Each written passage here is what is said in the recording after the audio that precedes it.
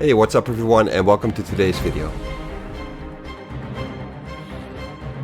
This episode will guide you through the issues of the New Mutants published by Marvel Comics in 1983, with this issue being the final issue of this year. Issue number 10.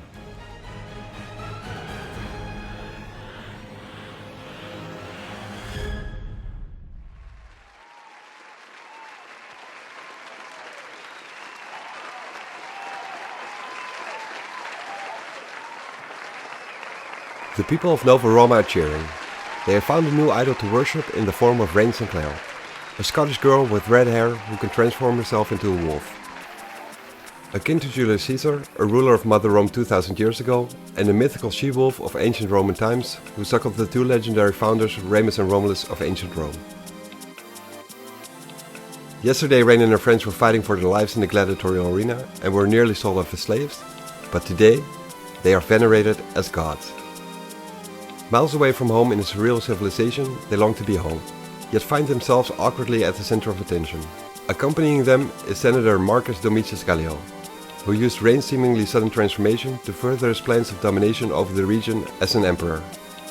He manipulated the events which unfolded in the arena to gain the full support of the people, much to the chagrin of his biggest adversary, his fellow senator Lucius Antonius Aquila, who is reluctantly and grudgingly watching this unfold before his very eyes. Sam notices them looking at one another with hateful glances as he mentions it to Roberto, but Roberto tells him it's none of their concern. He worries about his mother, who got lost in the river when the boat they were on crashed, and he fears they are still in danger. Worries that he can't show his teammates. He feels that he needs to stay strong, but Danielle notices and wishes she could reach him, but Roberto is shutting down every form of sympathy from his friends. As they come back home to Marcus's lair, Rain can finally revert back to her human form, and Danny asks her if she liked the parade. But Rain doesn't feel it's proper to be idolized in this way. To her, it's blasphemous. But Marcus then says that maybe the gods of old were mutants themselves, people gifted with extraordinary powers and abilities. But they can talk and ponder about that at a later time. For now, it's time to feast. All kinds of food are being brought in by servants, and Sam asks if they are all slaves. Roberto tells Sam that his father was a slave when he was about his own age, and that living in beauty and luxury has its price, not always to be seen with the naked eye. Danielle worries about the boys not being careful enough, since they were pretty close to wearing chains themselves. They were now luckily saved by the senator, but he can change his mind at any given time. A little later, after the food has almost all been eaten, Danny thanks the senator for being so kind to them.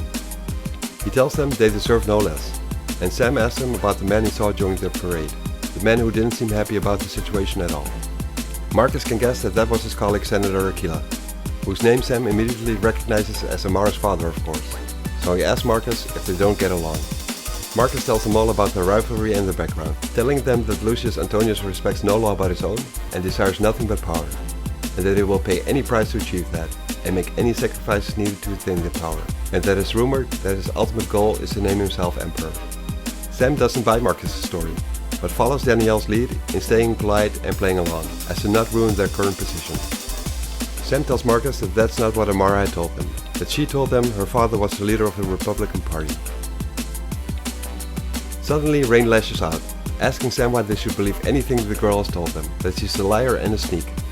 Everyone is shocked at Rain losing her temper, and Danny wonders if there's more tension there than just something between the girls. Marcus tells her to come down and tells Amara is a good girl, loyal to her father. Yet she is not with Amara right now, or was at the arena. She escaped, but left them to meet their fate at the arena. He tries to manipulate their opinion on Amara. Rain tells Marcus that unlike Amara, the New Mutants will stand by their friends, so if he needs any help while they are his guests, he has but to ask them.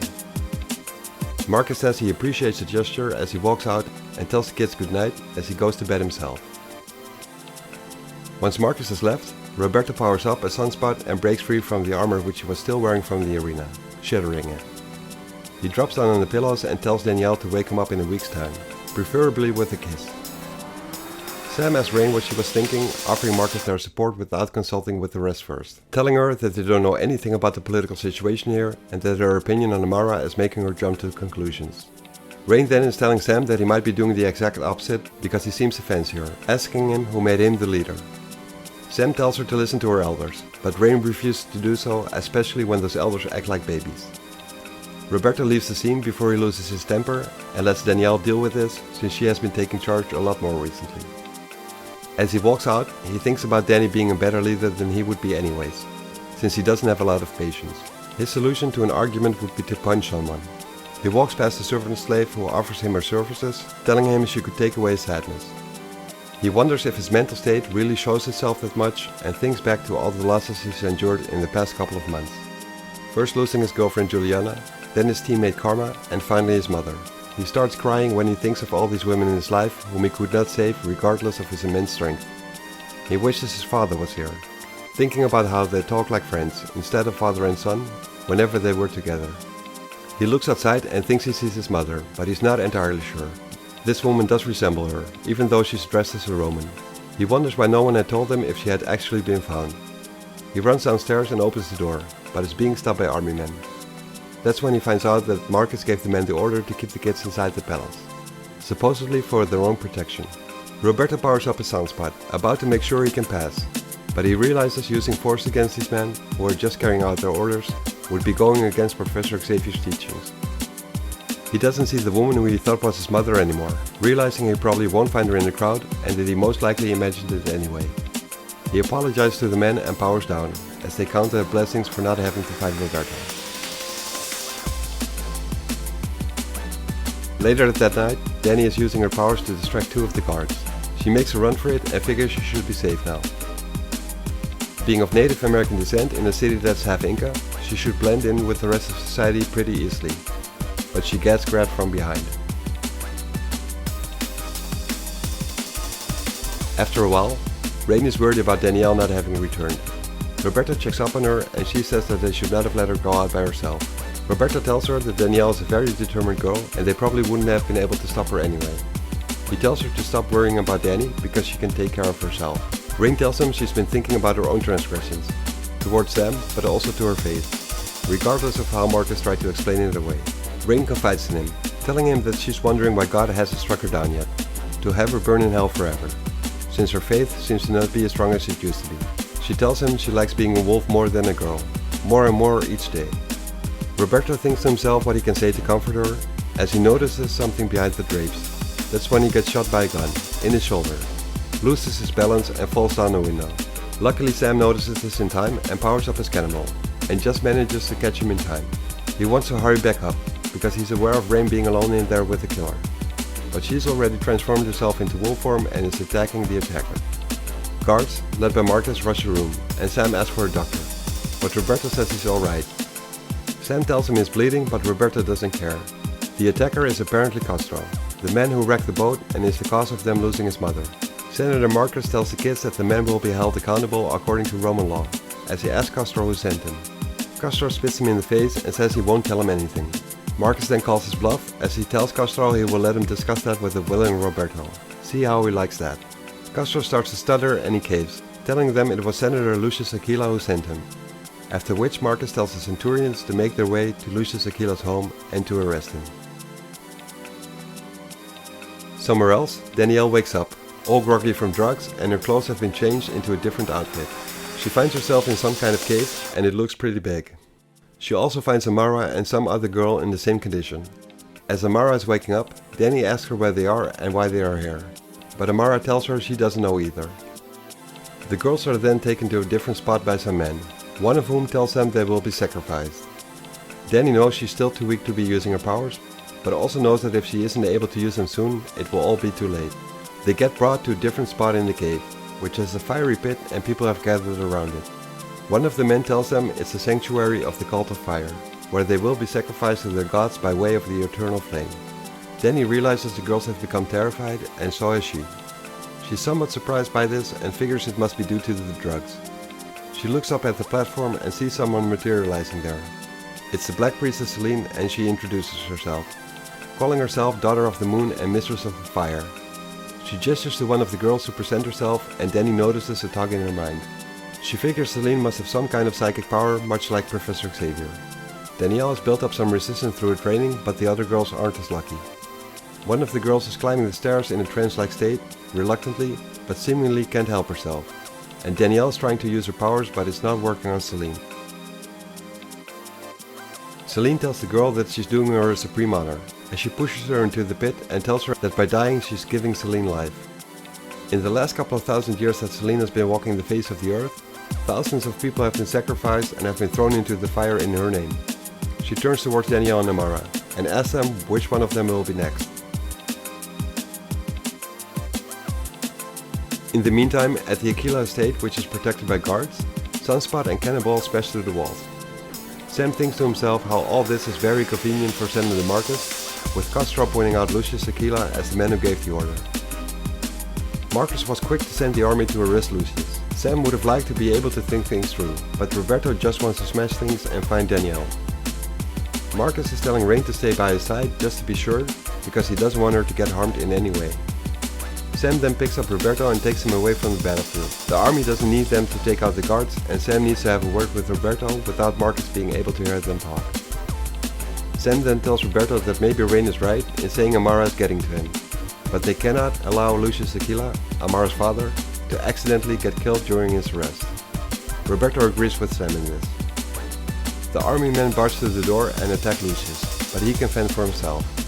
Sunspot and Cannonball arrive just in time to make sure Lucius survives the attack. Marcus's plan is foiled since Lucius is taken in alive and they end up in an argument. Each one of the men accusing the other party of betrayal lies on forgeries. Lucius accuses Marcus of selling out Nova Roma to outsiders only to further his ambitions, whereas Marcus accuses Lucius of high treason and having overwhelming evidence of him doing so. It will only be a matter of time before Lucius will be dead.